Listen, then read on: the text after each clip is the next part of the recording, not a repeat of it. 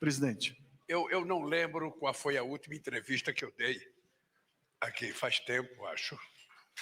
Primeiro porque em setembro eu bati a cabeça e depois, dia 10 de dezembro, eu tive que fazer um procedimento e hoje eu estou aqui 100% recuperado, 100% preparado para todas as lutas que vier a partir de agora. Já voltei a fazer ginástica, já voltei a andar, já voltei a fazer musculação, já posso fazer as viagens que eu quiser, para o país que eu quiser, para a quantidade de quilômetros que eu quiser. E eu penso que, primeiro eu tenho que desejar feliz ano novo para vocês, porque é a primeira vez que nós estamos nos encontrando em 2025. A segundo, dizer para vocês que esse é o ano mais importante desse meu mandato. E por que é um ano importante? Porque quando nós assumimos o governo, a gente tinha muita clareza da dificuldade que nós íamos encontrar, porque era público, pela divulgação de vocês, que o país estava desmontado. O Estado foi desmontado. As políticas públicas deixaram de existir. Ministérios foram destruídos. Instituições pararam de funcionar. Então, nós sabíamos que nós tínhamos que recuperar tudo. E quando eu escolhi o companheiro Alckmin para ser o coordenador da transição, era porque eu não queria uma transição que ficasse apenas falando do passado, mas eu queria uma transição que pensasse mais no futuro. Porque eu não sou daqueles que passam o governo inteiro tentando jogar a culpa em cima do outro e não penso o que vai fazer daqui para frente. Eu resolvi, então, que a gente deveria pegar o país, a gente deveria reconstruir o país para que a gente pudesse, depois do mandato presidencial, entregar o país de forma mais civilizada possível, da forma mais democrática possível, com crescimento sustentável, com distribuição de renda e com a maior política de inclusão social que esse país já teve conhecimento. E é por isso que eu digo para todo mundo que este ano é o ano mais importante do governo, porque é o ano em que a gente começa a grande colheita de tudo que foi plantado em 2023 e 2024. Na verdade, foi quase que uma reconstrução das coisas do país para que a gente pudesse fazer o país voltar a funcionar, o país voltar a ser respeitado no mundo, o país voltar a ser um país que tenha importância no cenário político internacional. E é isso que nós agora queremos trabalhar com o povo brasileiro. Eu tinha até pensado que no segundo mandato eu ia fazer uma manhãneira, como fez o López Obrador no México, todo dia, às 6 horas da manhã, das 6 às 8, conversar com a imprensa. Mas eu achei que aqui no Brasil a cultura nossa não permite, porque nem vocês terão pergunta todo dia, nem eu terei resposta todo santo dia. Então é melhor a gente funcionar de forma brasileirada, não sabe como o México faz, porque para o López Obrador foi importante. A Cláudia está fazendo isso lá agora. E eu quero estabelecer com vocês que nós vamos ter mais conversa. Eu quero me colocar mais à disposição de vocês para que a gente possa começar a derrotar definitivamente a mentira nesse país. Não é possível o que está acontecendo no mundo com a democracia. A democracia, na verdade, será a grande derrotada se a gente permitir o crescimento da extrema-direita no mundo inteiro, como está acontecendo, se a gente permitir a vitória da fake news, como está acontecendo, e se a gente permitir a mentira, sabe, vitoriosa, sabe, ganhando da verdade. Então, este ano é um ano que eu vou me dedicar muito, mas muito. Podem ter certeza que eu estou 100% pronto para começar a viajar ao Brasil, para começar a percorrer os estados brasileiros, para começar a visitar a sociedade brasileira e estabelecer uma conversa muito verdadeira para que a hora da verdade, sabe, possa dizer para o país como é que nós estamos. Eu estou convencido que nós vamos terminar o mandato numa situação extremamente positiva. Vocês, jornalistas mais experientes que cobrem o Palácio do Planalto e que cobrem a política, vocês sabem o pessimismo que era este país quando eu cheguei na presidência? Primeiro, o pessimismo era desde 2002, quando eu cheguei a primeira vez. Os especialistas diziam que o Brasil estava quebrado, que o Brasil não podia fazer isso, que o Brasil não tinha dinheiro para pagar suas importações, que o Brasil não controlava a inflação. E esse país terminou o meu mandato com um crescimento de 7,5%, o maior crescimento do PIB, e esse país terminou com a maior política de inclusão social. Outra vez, isso vai se repetir. Vocês estão lembrados que eu estava em Hiroshima em janeiro de 2023, por ocasião do G7, quando o FMI disse que o Brasil só ia crescer 0,8%. E eu disse para ela, olha, você não conhece o Brasil, você não conhece o tipo de governo que nós fazemos e você vai perceber que o Brasil vai crescer muito mais. E aconteceu que o Brasil cresceu 3,2%. Agora, os especialistas diziam que o Brasil vai crescer apenas 1,5% em 2024. Nós vamos crescer 3,5% ou 3,7%. Isso é uma demonstração de que as coisas estão sendo feitas, as coisas estão sendo plantadas, e nós vamos começar a colher. Há quanto tempo vocês não viram a indústria brasileira crescer? E a indústria brasileira voltou a crescer com forte investimento público e privado, sobretudo a nova indústria brasileira, coordenada pelo companheiro Alckmin, que está tendo um sucesso extraordinário, e a indústria chegou a crescer 3,4%. É esse Brasil que nós vamos discutir com o povo brasileiro em 2025 nas ruas desse país. Eu digo sempre o seguinte, eu digo sempre que quem quiser derrotar a política do meu governo vai ter que aprender a fazer luta de rua. Porque é mais fácil ficar na internet mentindo. Agora é muito difícil ter coragem de ir para a rua, conversar com o povo e discutir com o povo as coisas que estão acontecendo no país. Esse é o meu tipo de governar. E esse é o meu tipo de fazer com que as coisas deem certo no Brasil. Nós fizemos um G20 extraordinário. Eu não tenho nenhuma humildade de dizer para vocês de que nós fizemos o mais importante G20 da história do G20. Nós agora vamos repetir o maior BRICS da história dos BRICS e vamos repetir a melhor COP, sabe, já feita desde que foi estabelecida a primeira COP. E vamos fazer no coração da Amazônia, onde ninguém acreditava que fosse possível fazer, onde todo mundo dizia que não tinha infraestrutura, onde as pessoas ficavam preocupadas onde vai dormir as pessoas vão dormir onde tiver que dormir. Eu posso dizer que ninguém vai ficar acordado por falta de um lugar para dormir, mas a gente quer fazer, sabe, a COP no coração da Amazônia. Porque em qualquer parte do planeta Terra, as pessoas dão palpite sobre a Amazônia. Todo mundo é especialista sobre a Amazônia. Todo mundo quer proteger a Amazônia. Então nós vamos fazer lá, na cidade de Belém, para que as pessoas saibam o que é a Amazônia, para que as pessoas vejam as pessoas que estão lá, para que as pessoas vejam, sabe, a grandeza da natureza da Amazônia. E é isso que a gente vai fazer, porque nós temos que fazer uma luta muito grande nessa questão do clima. Não é uma coisa pequena.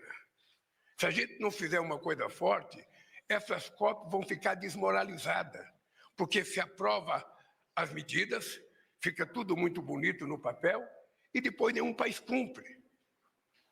O Trump acabou de anunciar a saída do Acordo de Paris, mas os Estados Unidos já não tinha cumprido o Acordo de Quioto. Ou seja, os países se comprometeram a dar 100 bilhões de dólares por ano para os países em desenvolvimento em Copenhague, em 2009, e até hoje não deram. Agora a necessidade é 1 trilhão e 300 bilhões de dólares. Eu tenho certeza que eles não vão dar. E o nosso pessoal baixou, os ambientalistas baixaram para 300 bilhões, que também não vão dar.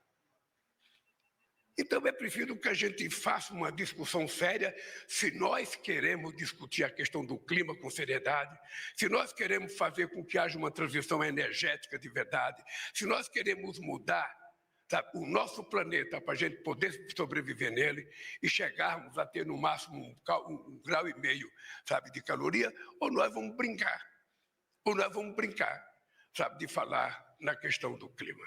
Então essa COP30, ela vai ser um balizamento do que nós vamos querer daqui para frente. Lá vai estar os indígenas para discutir, lá vão estar os quilombolas para discutir, lá vão estar os chefes de Estado para discutir, lá vão estar os especialistas para discutir, e nós queremos uma coisa muito verdadeira para a gente saber se a gente está falando sério ou não está falando sério sobre a questão do clima. Quando as pessoas falam em dinheiro, porque os países ricos só falam o seguinte: nós vamos ajudar dando dinheiro, vamos ajudar dando dinheiro. Ele tem que saber que quando a gente fala que vai chegar o desmatamento zero em 2030, as pessoas têm que saber que embaixo da copa de cada árvore tem um indígena, tem um ribeirinho, tem um pequeno trabalhador rural. E essa gente precisa viver. Essa gente tem que ter acesso às coisas que todo mundo tem. Essa gente quer ter bens materiais que a civilidade conquistou. Então, é essa discussão séria que a gente quer fazer na COP30. E depois a gente vai fazer com que o Brasil construa tudo aquilo que nós prometemos que o Brasil vai construir. Vocês vão ter surpresa, muitos de vocês vão sair daqui do Palácio e vão me acompanhar na viagem, porque nós vamos querer que a imprensa acompanhe. Nós não queremos mais que a imprensa fique sentada numa sala querendo saber de notícia. Eu, sinceramente, eu quero saber o seguinte: eu não quero mais ver notícia. Eu conversei com uma pessoa próxima do presidente que disse tal coisa. Não, vai conversar com o presidente. Precisa conversar com alguém próximo. Conversa logo diretamente com o presidente, faz a pergunta que tiver a fazer para o presidente, porque assim fica melhor, fica mais verdadeiro.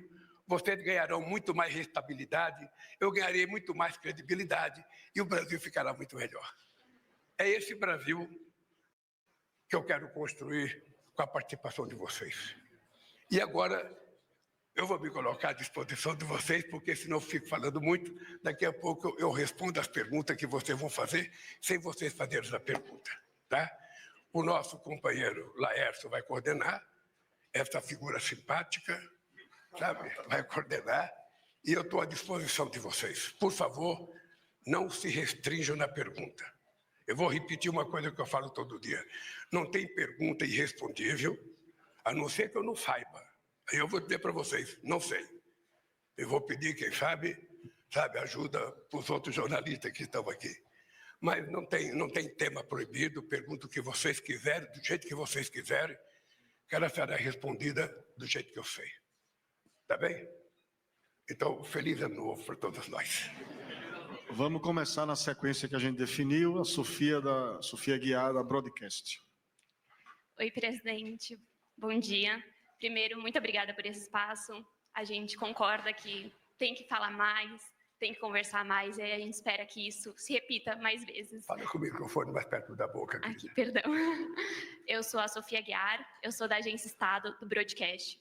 E ontem o Copom ele aumentou de novo a taxa de juros para 13,25 e manteve uma previsão de aumento em março. Essas sinalizações de aumento elas já tinham sido feitas sob a gestão do Roberto Campos Neto, do ex-presidente.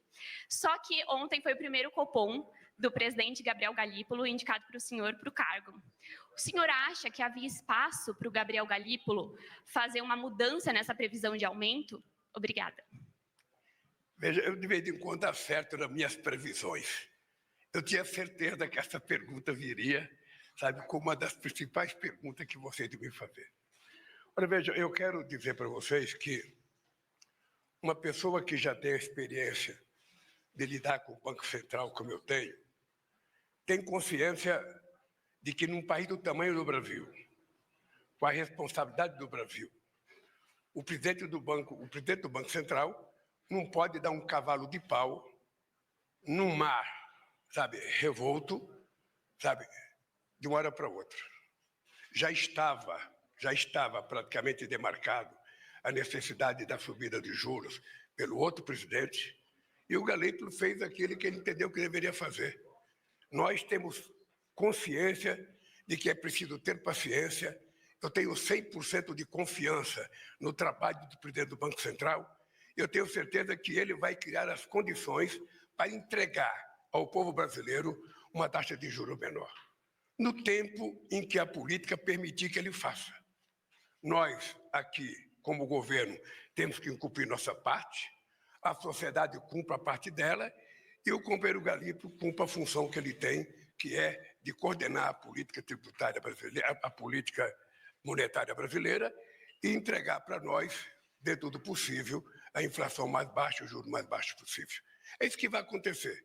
Eu já esperava por isso não é nenhuma surpresa para mim, e acho que vocês também da imprensa já esperavam por isso.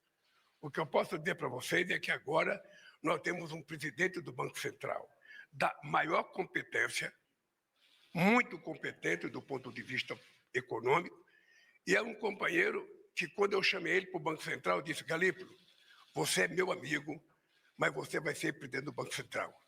E no meu governo, o presidente do Banco Central vai ter autonomia de verdade, porque o Meirelles já teve durante 8 anos. Não foi um dia, foram 8 anos do Meirelles, quando o Meirelles tinha total autonomia. E você vai ter autonomia. Faça o que for necessário fazer. Agora, o que eu quero que você saiba é que o povo e o Brasil espera, sabe, que a taxa de juros seja, dentro do possível, controlada, para que a gente possa ter mais investimento e mais desenvolvimento sustentável, gerar mais empregos e gerar mais distribuição de riqueza nesse país. É isso. Eu não esperava milagre.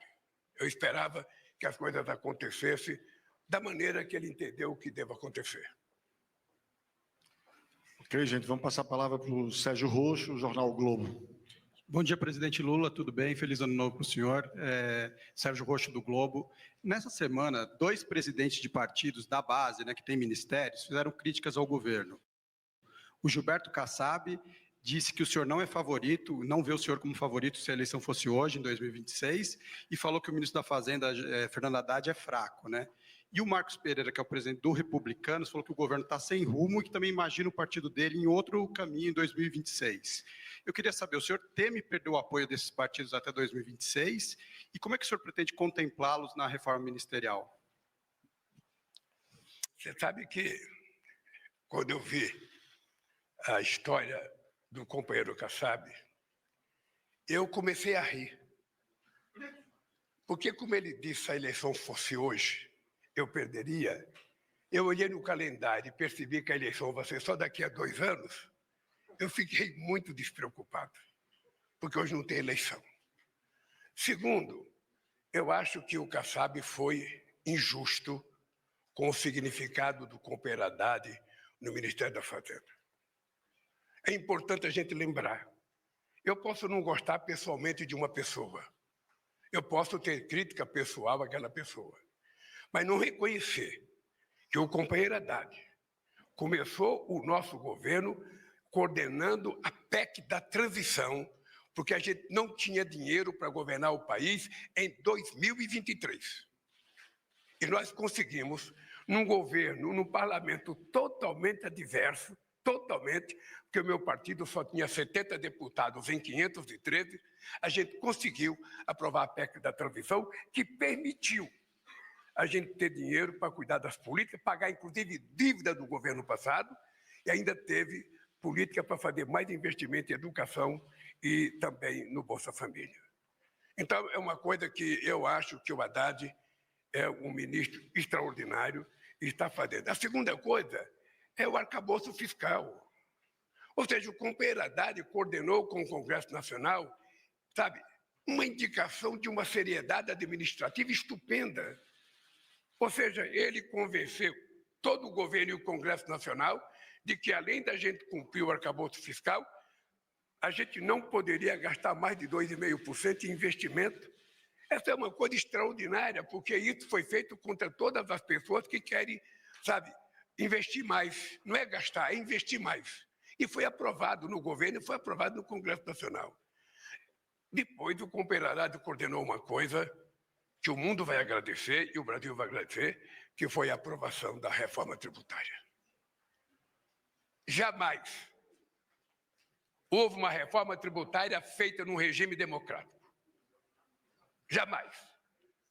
Uma política tributária aprovada com o Congresso, sabe, funcionando da forma mais independente, com o Senado trabalhando da forma mais independente, com a imprensa fazendo a crítica que quiser fazer, e com a organização da sociedade totalmente livre, nós conseguimos a proeza. Foi, na verdade, um milagre que nós conseguimos fazer uma política tributária que vai entrar em vigor em 2027, para que o Brasil passe a ser um país mais atrativo para investimentos estrangeiros e mais seguro para os investimentos nacionais. Ou seja, na verdade, só por isso o Haddad deveria ser elogiado pelo Kassab. Agora, eu não posso, pedir para o Kassab elogiar se ele não quer elogiar. Então, eu acho, primeiro, que não tem eleição agora, então eu estou tranquilo. É como se falasse agora, o Corinthians vai perder o campeonato de 2026. Deixa chegar o campeonato para ver se ele vai perder. Outra coisa é o Marcos Pereira. É importante lembrar que eu não tive apoio de muitos partidos desses na época das eleições. Muitos deles não me apoiaram nas eleições. Daí porque a indignação de muita gente de achar que eu não teria condições de governar, porque tinha muito partido que não tinha votado em mim e que eram maioria no Congresso Nacional, contra os 70 do PT, os 10 do PCdoB, os 10 do PSD. Nós éramos muito poucos. E o que aconteceu? Foi o momento em que nós aprovamos mais projetos de lei e medida provisória na história desse país. Numa demonstração de muita capacidade de conversa, de muita capacidade de articulação, de muita competência, de ceder naquilo que você pode ceder, porque quando a gente manda um projeto para o Congresso Nacional, esse projeto não é obrigatoriamente votado do jeito que a gente quer. Nós compreendemos que o Congresso tem um direito de mudar, de fazer emenda. Se for colocado jabuti, eu veto. E mesmo assim o Congresso tem o direito de derrubar o meu veto. E mesmo assim eu tenho o direito de recorrer à Suprema Corte para manter o meu veto. É assim que funciona a democracia. É assim que funciona a democracia. Então, se os republicanos vão me apoiar ou não em 2026, deixa chegar 2026. Deixa chegar, gente. Não vamos tentar antecipar 2 anos. O meu problema agora é fazer com que 2025 seja o ano da melhor colheita política desse país para o meu governo, da melhor política de obras públicas para o meu governo, da melhor colheita possível de inclusão social do meu governo, em todas as áreas, em todas as áreas. E vocês, eu tenho certeza, irão participar desse resultado da forma mais extraordinária possível, porque o que nós fizemos e vamos fazer na saúde, o que nós estamos fazendo na educação, o que nós estamos fazendo no transporte. Ontem eu participei de um ato de transporte. Vocês sabem que em 2 anos, em apenas 2 anos, nós já fizemos o dobro do que foi feito em 4 anos no governo passado. Vocês sabem que nós vamos fazer 41 licitações com empresas privadas para consertar as estradas brasileiras, contra 6 que foi feita em 4 anos no outro governo. Então, essas coisas é que vai mostrar a diferença entre o Brasil de agora e o Brasil do futuro e o Brasil do passado. O Brasil da democracia e o Brasil da antidemocracia. O Brasil da democracia e o Brasil do golpista. O Brasil da verdade contra o Brasil da mentira. É esse país que a gente vai mostrar. E eu quero que vocês acompanhem da forma mais democrática possível para vocês poderem escrever aquilo que vocês querem sem que o presidente fique ofendendo vocês, sem que o presidente fique desacatando vocês. Porque tem gente que acha que jornalista bom é aquele que escreve um artigo favorável ao governo. Eu penso diferente. Eu acho que jornalista bom é aquele que escreve a verdade, contra ou a favor, mas que seja verdade. Então, há uma diferença muito grande de comportamento do Estado brasileiro hoje e do governo com relação ao tratamento da sociedade. E vocês têm que saber de uma coisa. Para mim, a democracia é a coisa de maior relevância nesse instante na humanidade, não é no Brasil. A democracia é a coisa mais importante. Ou a gente mantém a democracia funcionando, ou a gente vai ter estados autoritários mais do que Hitler e mais do que o fascismo. E é por isso que a democracia é um valor incomensurável na minha vida daqui para fora. Eu tenho dito para os trabalhadores, eu tenho dito, ao invés de vocês ficarem fazendo pauta de reivindicação, façam quanto vocês quiserem, mas coloquem a democracia, porque só com democracia é que vocês conquistam as coisas. Só com democracia, com o direito de greve, com o direito de xingar governo, com o direito de fazer passeata, com o direito de fazer tudo. Se a gente perder isso, a gente perde a coisa mais extraordinária, que é a democracia.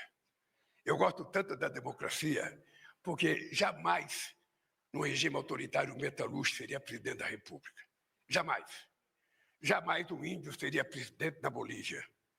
E a democracia ela é extremamente importante, porque ela permite o contrário. Ela permite uma aliança como eu e o Zé Alencar. Ela permite uma aliança como eu e o Alckmin. Quem é que imaginava que eu ia fazer uma aliança com o Alckmin? E eu fiz, e sou agradecido pelo extraordinário serviço que ele está prestando ao Brasil e ao meu governo. Vou passar a palavra agora ao Renan Truffi, do Valor Econômico. Presidente, bom dia. Sou o Renan Truffi, do Valor Econômico. Eu queria perguntar para o senhor o seguinte: nessa semana foi noticiado que o senhor autorizou o aumento do diesel. E esse é um produto que interfere principalmente no frete em relação aos caminhoneiros. O governo do senhor está monitorando a possibilidade de os caminhoneiros fazerem outro protesto, pararem as estradas e algo do tipo, ou não? Como é que o senhor vê isso? Repete a pergunta para mim, por favor. Vamos lá. Nessa semana, foi noticiado que o senhor autorizou o aumento do diesel para a Petrobras. E isso é uma questão que interfere nos caminhoneiros. Deixa eu te falar uma coisa. Eu não autorizei aumento do diesel. Porque desde o meu primeiro mandato, que eu aprendi que quem autoriza o aumento do petróleo, derivado de petróleo, é a Petrobras e não é o presidente da República. Essa é a primeira verdade que eu quero dizer. Eu já aprendi há muito tempo isso. E aprendi uma outra coisa. Se a Petrobras tiver que fazer um reajuste, e veja a diferença, eu falei reajuste e você falou de aumento. É porque se ela tiver que fazer um reajuste, ainda assim, não levando em conta o aumento da inflação de 2023 2024, sem contabilizar a inflação, se colocar essa inflação no preço, se ela fizer reajuste, ainda assim será menor do que dezembro de 2022. Só para você ter, quem está aumentando é o CONFAS, que está reajustando, o COFINS em 6,75, uma coisa mais ou menos assim. Esse aumento, o que nós estamos fazendo, se ela decidiu fazer e se ela for fazer, é um reajuste que ainda assim vai garantir que o preço do diesel fique abaixo daquilo que era em dezembro de 2022. É isso que eu sei, pela imprensa, inclusive. Li muito hoje o que vocês descreveram ontem, mas ainda não fui avisado se ela vai aumentar ou não, e ela não precisa me avisar. Se ela tiver uma decisão de que para a Petrobras é importante fazer o reajuste, ela que faça. E comunica à imprensa. Tá? Veja, se tiver uma movimentação de caminhoneiros, eu vou fazer o que eu sempre fiz a vida inteira. Nós vamos conversar com os caminhoneiros. Nós vamos colocar tanto o ministro do Transporte, como o ministro da Administração, a Esther, para conversar. Nós não temos nenhuma preocupação. Nós vamos conversar com todo e qualquer setor que tiver qualquer problema com o governo. Então, é isso. Nada que seja alarmante se a gente tiver disposição de conversar. E nós temos disposição de conversar, e os caminhoneiros só têm que saber da verdade. Eles têm que saber o preço do diesel em dezembro de 2022 e o preço do diesel agora. Eles sabem que está mais barato. Está mais barato o diesel, está mais barato a gasolina, está mais polido o gás de cozinha.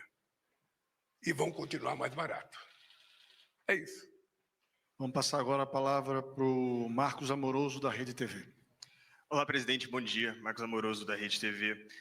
Nessa semana, o senhor teve uma reunião com o presidente da Vale, o Gustavo Pimenta. Eu gostaria de saber como é que foi esse encontro, que o senhor, no ano passado, chegou a tecer várias críticas com a mineradora. Eu queria saber se foi feito algum acordo, se há uma melhoria dessa relação. Como foi esse encontro, de maneira geral? Se sela um novo momento do governo com a mineradora?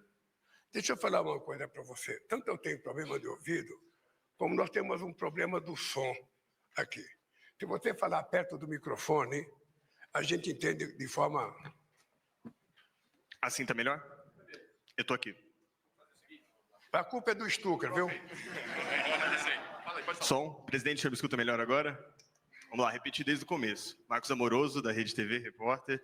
O senhor, essa semana, teve uma reunião com o presidente da Vale, Gustavo Pimenta. Eu gostaria de saber como é que foi esse encontro. No ano passado, o senhor chegou a tecer algumas críticas com a mineradora, principalmente relacionado aos acordos. Eu queria saber, saiu algum acordo dessa reunião? Houve uma melhoria dessa relação? Como é que vai ser a relação do governo com a Vale a partir de agora, ou se nada muda? Olha, primeiro, eu tenho noção da importância da Vale para o Brasil. Muita noção. E tenho noção de que a Vale foi governada um determinado período de forma muito, mas muito irresponsável.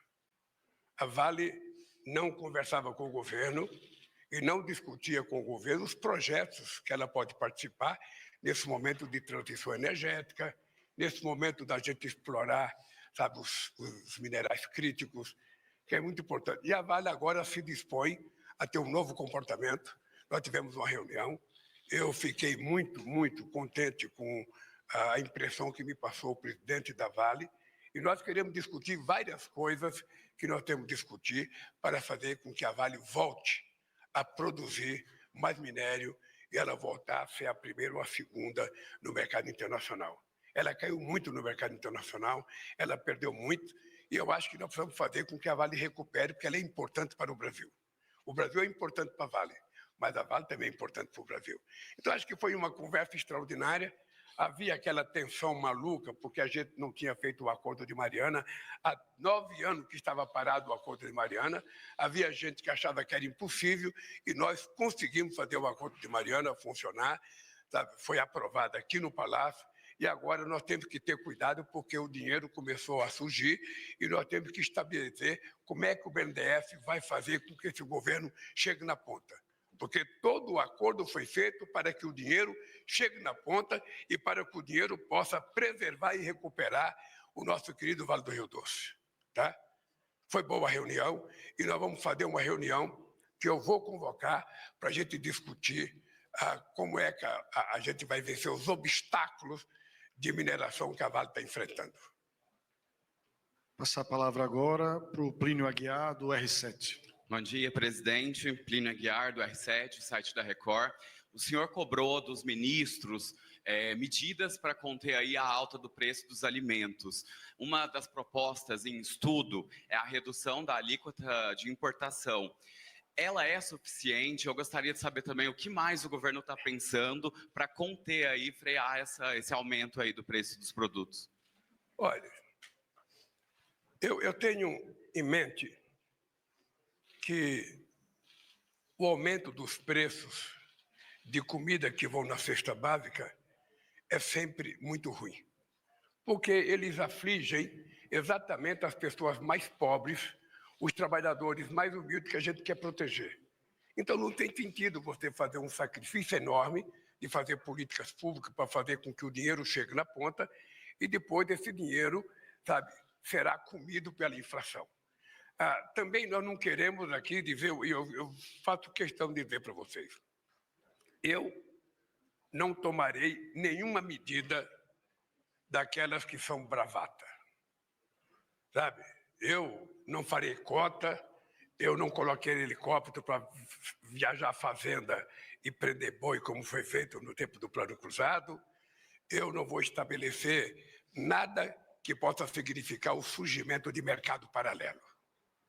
O que nós precisamos trabalhar com muito carinho é o seguinte, é aumentar a produção de tudo aquilo que a gente produz, fazer com que a chamada, sabe, pequena e média agricultura, que são responsáveis pela produção de quase 100% dos alimentos, possam produzir mais. Para isso, a gente tem que fazer mais financiamento, a gente tem que fazer mais financiamento para a modernização da produção dessa gente. Nós queremos discutir, sabe, a questão... quando eu cheguei na presidência, o preço do óleo de soja tinha caído para 4 e agora subiu para 9 ou para 10. Ou seja, qual é a explicação do óleo de soja ter subido? Eu não tenho outra coisa a não ser chamar os produtores de soja para saber. Sabe, por que o preço da carne que caiu 30%? É importante lembrar que em 2023 a picanha caiu 30%. É importante lembrar. Ela voltou a subir por quê? É apenas a exportação? É a questão da matriz? Porque todo ano que você mata muita vaca, porque você cresce as exportações, no ano seguinte, um ano e meio depois, você não tem bezerro para matar. Então, aumenta o preço da carne. Então, eu quero saber, se eu souber, a gente pode tomar alguma medida junto, sabe, com os empresários para a gente fazer com que o mercado volte à normalidade. Não falta alimento no Brasil. Acontece que também nós temos que ter em conta que o Brasil virou celeiro do mundo. Aquilo que a gente falava há 20 anos atrás, que parecia um sonho, demagogia, virou verdade. O Brasil virou o celeiro do mundo. Prova é que nós abrimos 300 mercados novos em 2 anos de governo. Vocês algum dia já imaginaram um país abrir 300 mercados novos? E ainda o acordo com a União Europeia, que não é uma coisa para amanhã, é uma coisa que ainda tem que ser muito debatido, é o maior acordo comercial, é o maior bloco comercial do mundo, porque são da Europa, sabe, praticamente 122 milhões de pessoas junto com o Brasil. É uma quantidade enorme de consumidores. E, ao mesmo tempo, um PIB extraordinariamente elevado. Então, nós estamos conscientes de que esse é o papel do Brasil. Agora, nós vamos querer continuar exportando e vamos querer continuar trabalhando para que o alimento possa ser produzido. Eu, por exemplo, quero saber se a soja, sabe, para o biodiesel está criando problema. Eu quero saber se o milho para o etanol está criando problema. Eu só posso saber disso se eu chamar os empresários da área para conversar, para ouvir deles, ao invés de ficar falando coisas sem conhecimento. Eu, na minha idade, não posso fazer bravata. Eu preciso ter mais calma, contar até 10 e depois dizer o que eu vou fazer, sabe? De preferência junto com aqueles que são responsáveis pela produção. Ontem, por exemplo, nós fizemos uma reunião extraordinária com os bancos para discutir a questão do crédito consignado para o setor privado. Parecia uma coisa impossível, parecia uma coisa assim. Há 6 meses estamos discutindo. Ontem, nós chegamos a um acordo. Chegamos a um acordo que é possível a gente fazer sem prejudicar nada, atendendo as coisas que são necessárias a ser atendidas, e vai ser o maior programa de crédito da história desse país. Então, se prepare, porque vem uma bomba boa de crédito nesse país, porque eu acho, e eu já disse para vocês muitas vezes, que pouco dinheiro na mão de muitos significa distribuição de renda, e que muito dinheiro na mão de poucos significa miséria. Então, nós vamos fazer com que o dinheiro chegue na ponta, porque quando o dinheiro chegar na ponta, o cara que receber um pequeno crédito, ele não vai depositar em dólar, ele não vai explorar no mercado, ele vai comprar, sabe, material de construção, ele vai comprar comida, ele vai comprar roupa, e esse dinheiro volta rapidamente para o mercado. Então, essa é uma novidade que a gente vai anunciar nos próximos dias. Falta alguns ajustes de linguagem, sabe, jurídica na lei que nós queremos mandar. Estamos de acordo com os bancos, e isso vai ser muito importante. Quem é que imaginava o governo Lula fazer um acordo com os bancos? Pois está feito. Está feito e vai ser uma medida extraordinária. Essa palavra agora para o Lucas Borges, do Portal UOL. Aqui. Bom dia, presidente. Tudo bom? Lucas Teixeira, Portal UOL. Presidente, a presidenta Gleisi, tudo bem? A presidenta Gleisi vai ser ministra do governo? Se sim, em que cargo? Se não, há possibilidade de mudança aqui no Planalto? Quem sabe Pacheco, Lira saindo das presidências, vindo para o governo? Obrigado. Eu, pelo seu sorriso, eu tenho a impressão que você sabe de alguma coisa que eu não sei. Porque é o seguinte, veja, trocar ministro é uma coisa que é da alçada do presidente da República. Mas no Brasil, a gente tem o hábito de que o presidente toma posse, monta o governo, um ano depois, toda a imprensa brasileira já está tratando da reforma política. Todo mundo. Vai ter reforma, vai ter reforma, vai ter reforma. Eu, sinceramente, fiz a melhor reunião de ministério que eu já fiz em todo o meu tempo de governo no começo do ano. Acho que foi dia 7 ou dia 8. Foi a melhor reunião de ministro que eu fiz. E uma coisa importante delas é que eu aprendi que em 5 minutos a gente pode falar tudo que a gente quiser falar. Eu viajo para o G7. eu viajo para o G20, eu viajo para os BRICS, e chega lá, cada presidente da República só tem direito a 5 minutos. Então, a gente, em 5 minutos, coloca tudo no papel, você termina falando tudo que você queria falar. Então, na reunião de ministério, todos só falaram 5 minutos. Ninguém falou mais. E todo mundo disse aquilo que eu queria ouvir. Ou seja, a safra está plantada. A safia do milho, a safrona, da soja, do milho, do emprego, está tudo plantado. Agora é cuidar que não venha nenhuma seca e nenhuma fonte de incêndio e que a chuva continue do jeito que está chovendo em Brasília, que nós vamos fazer com que esse país dê um espetáculo de crescimento outra vez. Eu vou lembrar que em 2005 eu utilizei a frase espetáculo do crescimento. E eu fui muito criticado na época, porque onde já se viu, o Lula está doido, ele está delirando. E naquele ano, o crescimento foi 5,8%. Eu vou dizer para vocês, nós vamos continuar crescendo. Nós vamos continuar crescendo. As políticas de inclusão social vão continuar se fortalecendo. A massa salarial vai continuar crescendo.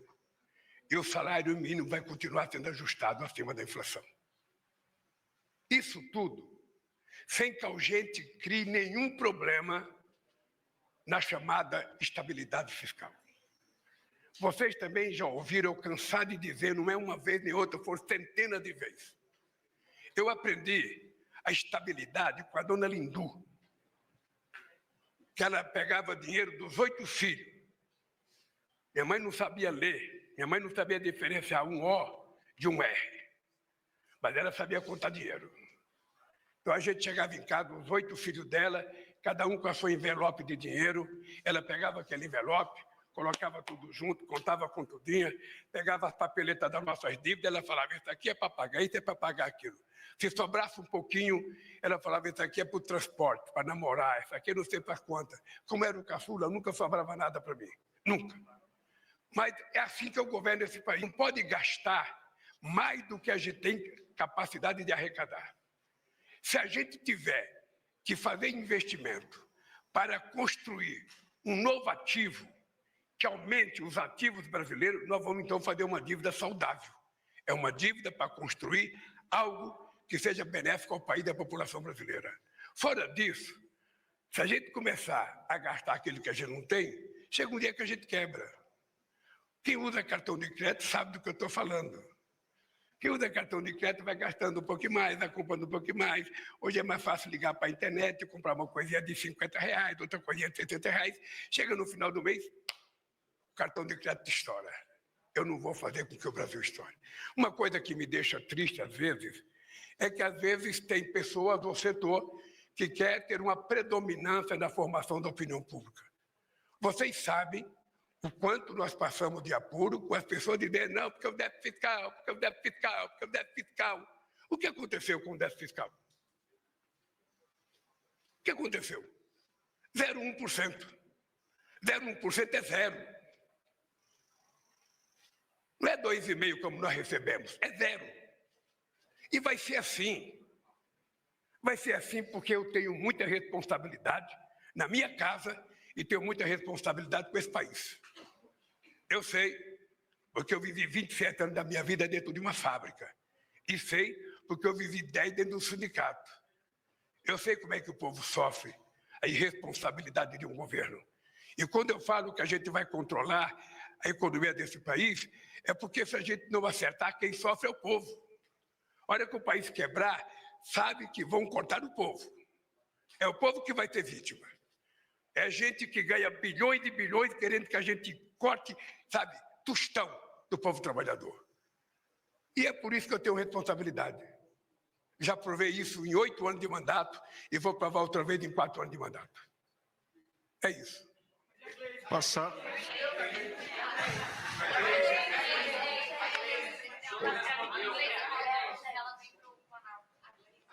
Ah, meu Deus, era a pergunta principal e eu esqueci.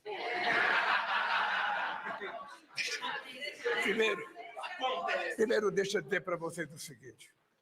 A companheira Gleice, ela já foi ministra, chefe da Casa Civil da Dilma. Eu estava preso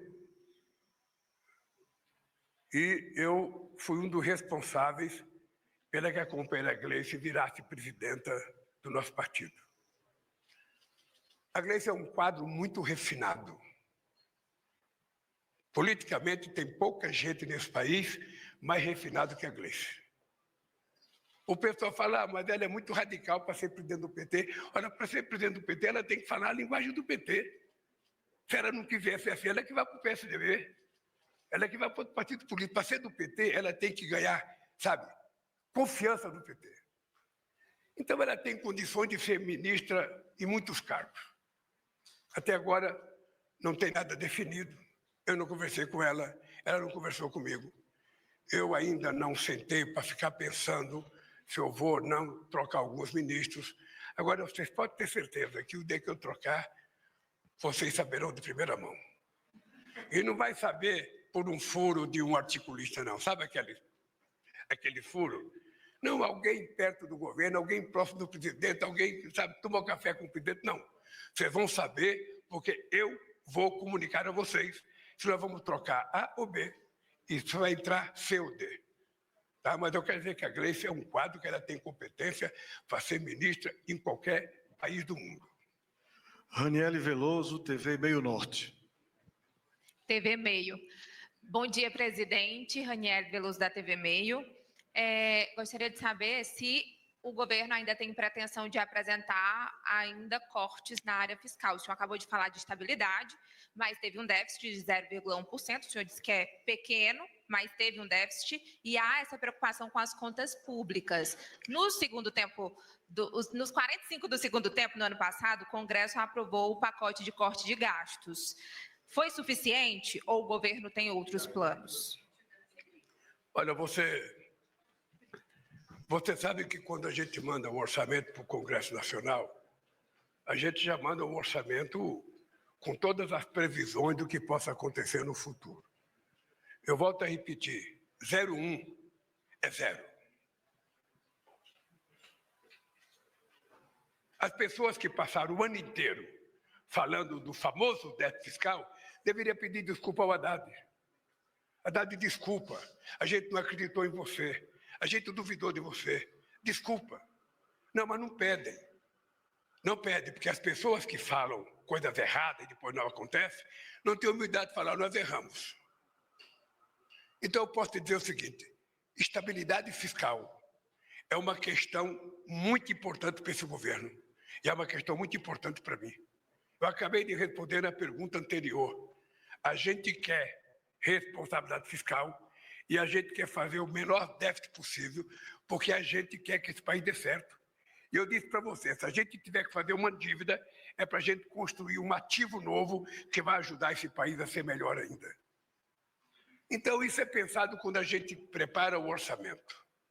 O orçamento, sabe, de 2025, e o orçamento vai ser aprovado, não foi aprovado ainda, sabe, com todas as restrições possíveis a qualquer gasto, mas nenhuma a qualquer investimento.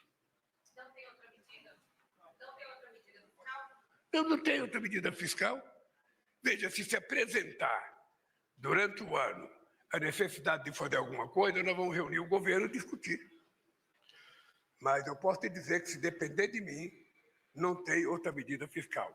O que nós vamos agora é pensar no desenvolvimento sustentável desse país, continuar mantendo a estabilidade fiscal desse país e sem fazer com que o povo pobre pague o preço de alguma irresponsabilidade de um déficit, de um corte fiscal desnecessário. Heloísa Vilela, do ICL. Bom dia, presidente. Estou aqui. Eu queria saber o seguinte, no ano passado, o senhor viajou um bocado, andou dando entrevistas para as rádios do interior do país, isso se refletiu positivamente nas pesquisas de opinião, inclusive. E agora a gente está aqui muito grato de vê-lo começando um novo, me parece, um novo sistema de comunicação conosco e com a população brasileira.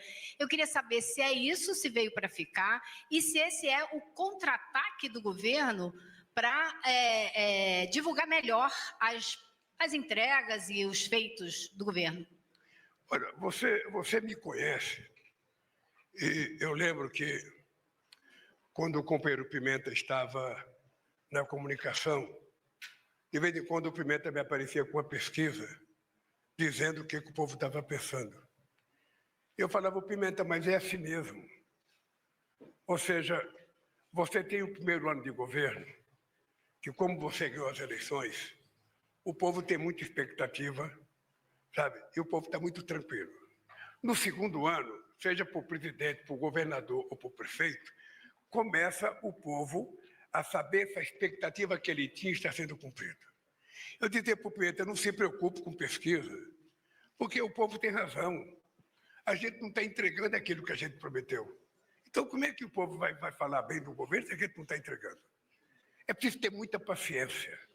Primeiro, porque eu sou um cara que não me preocupo com pesquisa.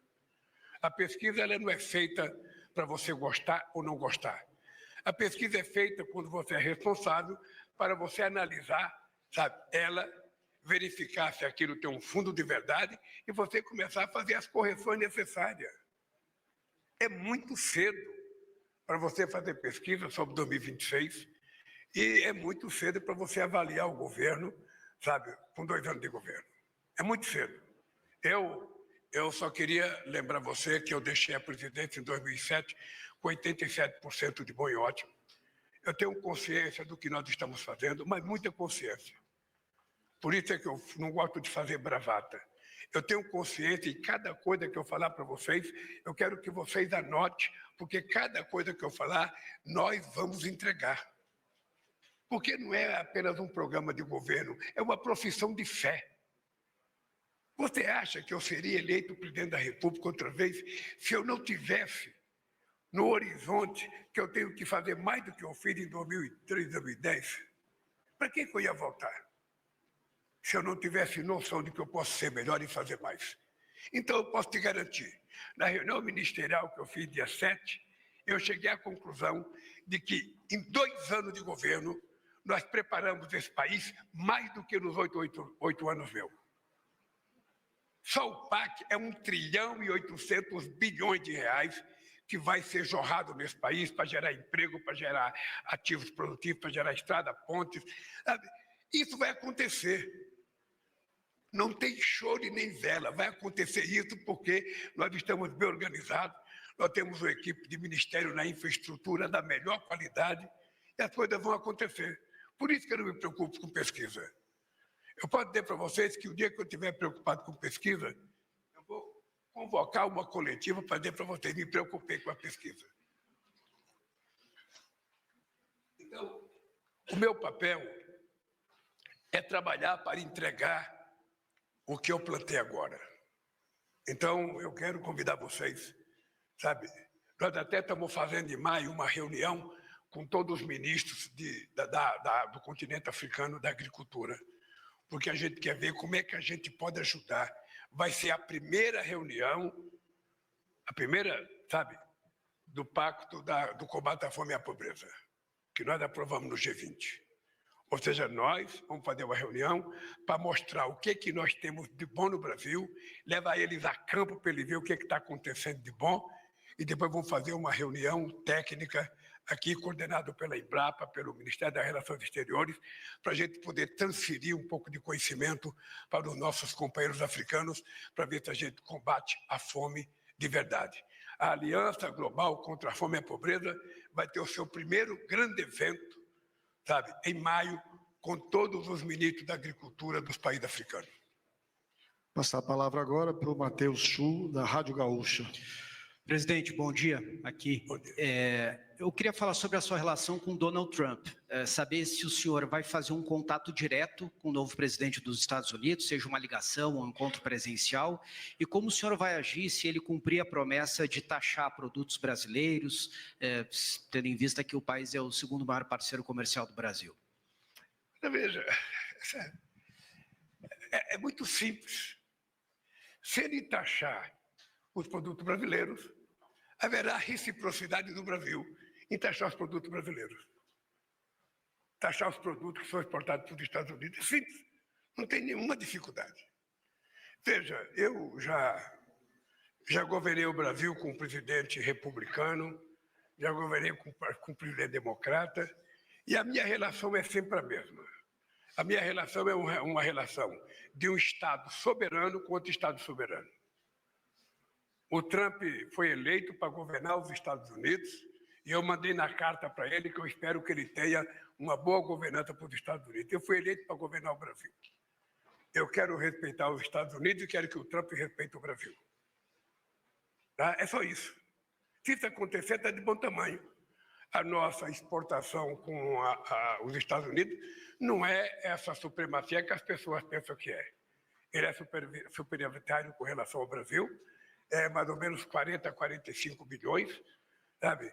E nós, sabe, temos que procurar manter isso e melhorar. Da minha parte, o que eu quero é melhorar nossa relação com os Estados Unidos, exportar mais se for necessário, importar mais se for necessário, e a gente manter a nossa relação, que é de 200 anos.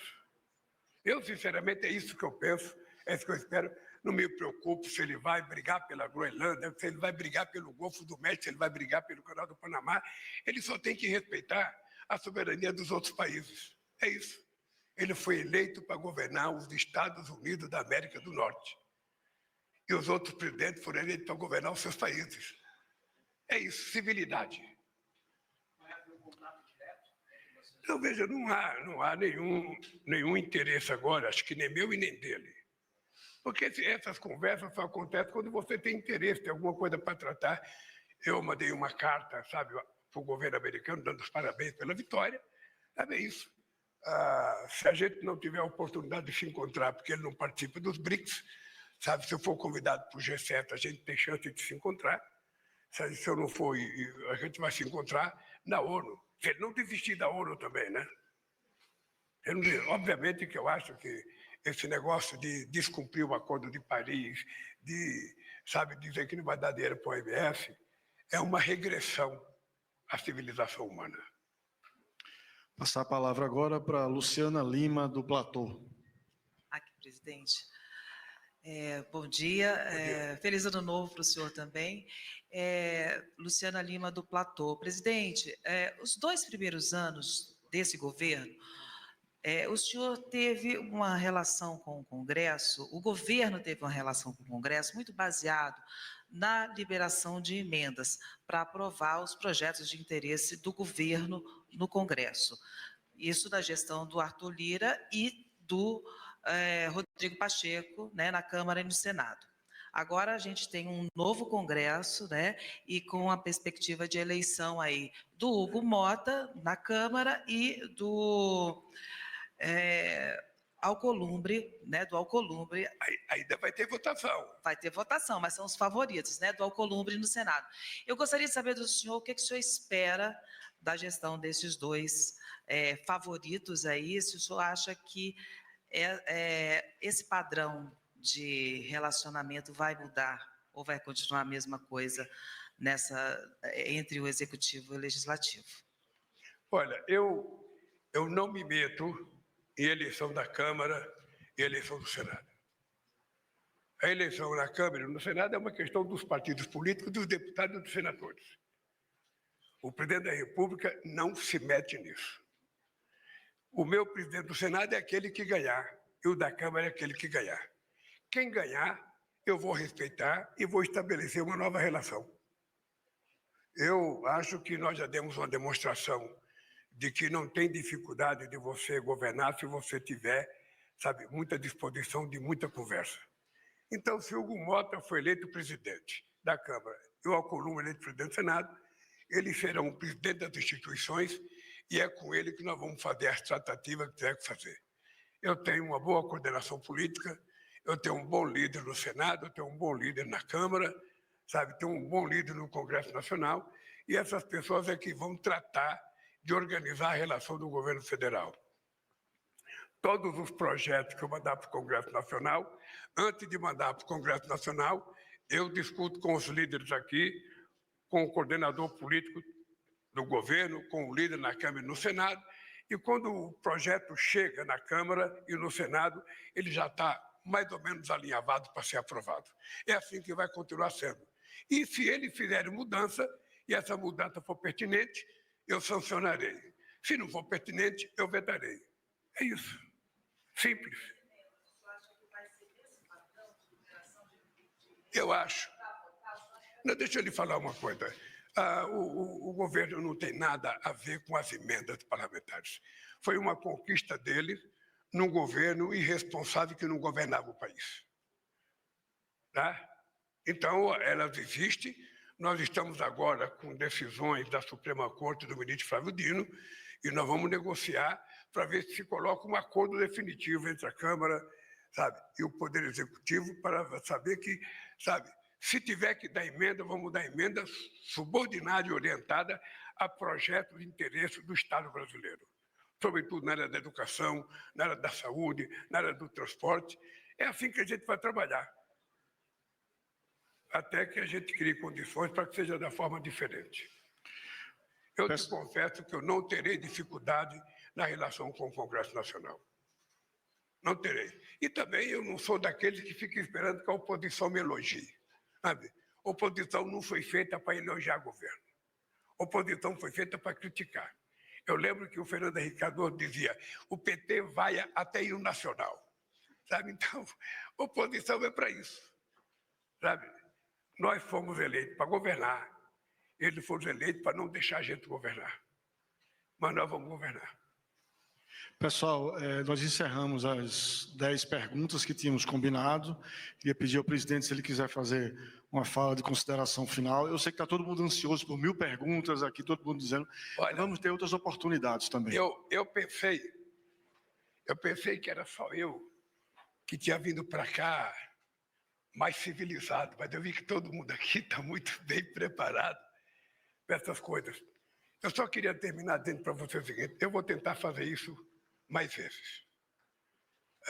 Porque se tem uma coisa que me irrita, é sair notícia, sabe, da boca do presidente quando ele não falou, sabe, por interpretação. Então, se vocês tiverem que fazer julgamento do presidente, faça depois de ouvir o presidente. A Adele parece que quer fazer uma pergunta. Aí eu abri mais uma concessão também. Então vamos fazer o seguinte, vamos abrir mais duas, tá bom? Mais duas, e aí eu vou intervir. Microfone aí, ó. Stuka, cadê o microfone, Stuka? Faz a Délis, depois a Helena.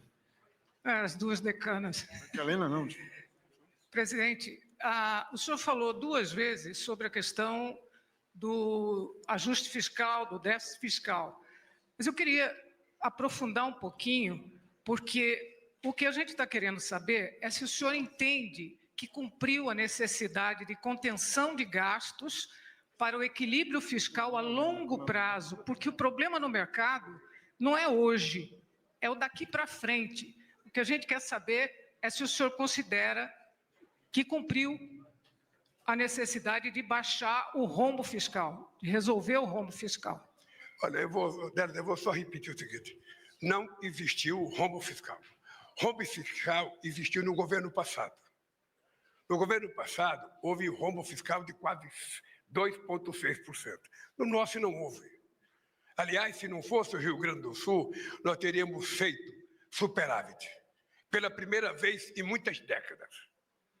É importante lembrar, eu gosto de falar sempre isso, que eu já fui presidente da República. E eu cheguei a fazer superávit de 4,25. Uma demonstração de seriedade. Agora, o que eu não posso é levar o povo mais humilde a um sacrifício para contemplar os interesses de menos gente. Não vou fazer, e o povo sabe que a estabilidade fiscal é um benefício para ele. Porque se eu não fizer estabilidade fiscal, quando eu for cortar, quem vai cortar o Congresso Nacional é do povo pobre. Então, para mim, sabe, nós temos agora uma meta, uma nova política tributária que vai entrar em vigor em 2027. A gente pode ter muito mais capacidade de investimento, a gente pode ter muito mais capacidade de arrecadação, e eu tenho que esperar cada período para saber como é que vai ser. A única coisa que eu quero é que as pessoas tenham certeza que neste governo não haverá irresponsabilidade fiscal. É isso. O meu histórico é a prova disso. É meu histórico. Eu sempre falo para vocês, como é que estava a indústria automobilística quando eu voltei para presidente da República em 2023? Eu sempre falo, que às vezes as pessoas têm memória curta. Quando eu deixei a presidência desse país, a indústria automobilística, em 2010, vendia 3.800.000 carros. Quando eu voltei, 15 anos depois, estava vendendo apenas 1.600.000 carros. Agora já chegou a 2.600.000. Então, é isso que vai acontecer no Brasil. É isso que vai acontecer. Eu não tento discutir aquilo que meia dúzia de pessoas querem. Eu quero discutir aquilo que interessa à maioria das pessoas. É gerar emprego, é gerar renda para essas pessoas. Criar um país de classe média. É esse país que eu quero criar. E vou criar. E vou criar. Sabe? Para os meus adversários ficar com muito mais raiva de mim, com muito mais ódio de mim. Como é que pode esse metalúrgico de São Bernardo do Campo, de diploma primário, como é que pode esse cara fazer o que nós não conseguimos fazer? Aliás, eu acho que vocês poderiam estudar, sabe uma coisa que eu vou pedir para vocês? Esse país teve a proclamação da República em 1889. Vocês poderiam pesquisar em que momento da história esse país teve inclusão social de verdade. Poderiam pesquisar. Vocês vão perceber que teve com Getúlio e teve comigo. Procura outro momento qual foi que teve política de inclusão social. O Getúlio diziam que era ditador, mas foi ele que fez a CLT. Por isso é que a base industrial de São Paulo nunca fez sequer uma viela com o nome do Getúlio. Porque a CLT tirou o povo da escravidão e deu cidadania. E nós com a política de inclusão social. O que eu tenho dito para os empresários?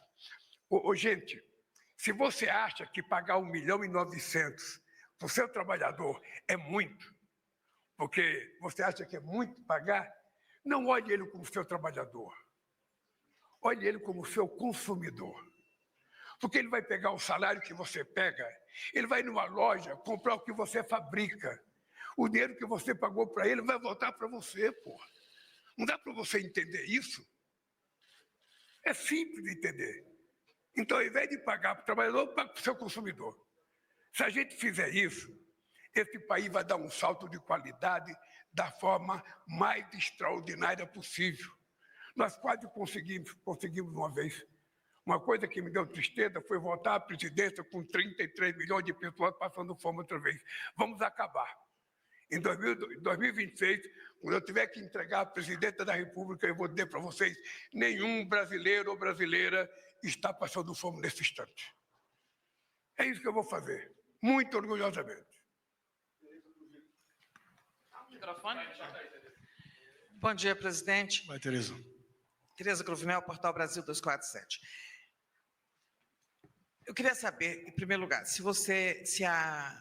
o apoio à sua candidatura à reeleição ou a outro candidato apoiado pelo seu governo é uma condição para o partido integrar agora o governo na reforma ministerial. E se não é esse o objetivo, o que o senhor quer com a reforma ministerial? E abusando um pouquinho, atendendo a pedidos, se o senhor vai mandar em breve o projeto da isenção de imposto de renda para quem ganha até R$5.000. Promessa de campanha sua. Olha, eu sempre costumo utilizar o futebol como exemplo de algumas coisas que eu falo. Você muitas vezes está assistindo um jogo de futebol e você vê no segundo tempo, depois de 10 ou 15 minutos, o técnico substitui 3, 4, agora pode até 5 jogadores. E muitas vezes ele tira o melhor jogador que não está jogando bem. Como o fato do melhor jogador, sabe, que não está jogando bem, ele tira para ver se coloca alguém que faça aquilo que ele queria que o jogador importante fizesse. É assim que a gente faz na política. Se tiver uma pessoa que foi chamada para administrar uma área e essa pessoa, por qualquer razão, não estiver atendendo a contento, você troca. Então, isso será feito da maior liberdade possível, com o mesmo carinho que eu convoquei, eu posso tirar uma pessoa. E é o seguinte, Tereza, eu sinceramente não quero discutir 2026. Eu só quero dizer para vocês uma coisa. Olhe bem o que eu estou falando aqui. Olhe bem que eu estou mais elegante. Depois de consertar a cabeça, estou mais bonito. E vou dizer para você, estou com muita jovialidade. Se você perguntasse para mim, ô Lula, quantos anos você tem? Eu ia falar para você, eu tenho 79 anos de idade, mas estou com a minha energia de 30 anos. Isso é o gene da Dona Lindu, isso é o DNA dela que me faz assim. Eu duvido que vocês, jornalistas, duvido, vocês estão convidados a fazer uma agenda comigo. Eu duvido que vocês aguentem a agenda que eu faço. Eu teve um tempo nas caravanas que a imprensa se revezava para poder disputar e conseguir a agenda. O Estuquinha, que é o mais jovem meu aqui, se cansa de carregar aquela máquina pesada. Então, eu não tenho nenhum problema. Eu não tive doença, eu tive um acidente. E eu digo todo dia, eu vou repetir para você, porque eu falo todo dia. Um cara que nasceu em Caetés e não morreu de fome até completar 5 anos de idade, ele tem uma sorte na vida muito grande. Depois, um cara que teve um câncer, sabe? E esse câncer foi curado em apenas 1 ano e nunca mais voltou e não vai voltar, se Deus quiser. Depois, um cara que passou 5 horas e meia dentro de um avião, rodando com motor só, no aeroporto do México, sabe? Todo mundo preocupado. Imagina todo mundo como é que estava lá, sabe? E não morreu. Um cara que teve uma batida na cabeça que eu jamais imaginei ter, jamais. Sentado, cortando minha unha da mão, eu consegui o milagre de cair de costa. Sabe? E estou aqui. Fiz uma cirurgia muito grave, muito grave. Fiquei 4 horas esperando o meu avião aqui no Hospital Sírio, com possibilidade de me dar coma, com possibilidade de eu morrer antes de chegar em São Paulo. E estou aqui. Estou aqui, sabe? Com muita disposição, com muita vontade de governar. Se tem uma coisa que eu quero fazer é entregar esse país com o povo mais feliz, com o povo comendo mais, com o povo estudando mais, com o povo trabalhando mais. É esse país que eu vou entregar. E quero que todos vocês me acompanhem nessa longevidade de 120 anos que eu quero viver. Tá? Podemos... No mais é o seguinte, olha, eu estou muito agradecido pela gentileza das perguntas. É engraçado, tem gente que acha que a imprensa é agressiva, mas vocês foram tão gentis e cordiais que eu acho que vocês vão ser repreendidos pelos editores de vocês. Por que você não apertou? Por que você não fez as contas e tal? Mas eu também gosto de aperto. Sabe? Na próxima você se prepare. Gente, vamos... Não, vai ser agora. Está preparando para a gente mandar para o Congresso Nacional. Tem apenas um ajuste, sabe? Que toda vez que a gente for tirar uma coisa, você tem que fazer a compensação. Está sendo feito um ajuste. Ainda ontem eu conversei com a Haddad e logo a gente vai dar entrada no projeto de desconto de R$5.000 no imposto de renda. Tá? Gente, um abraço. Muito obrigado, gente. Obrigado, gente. Hein?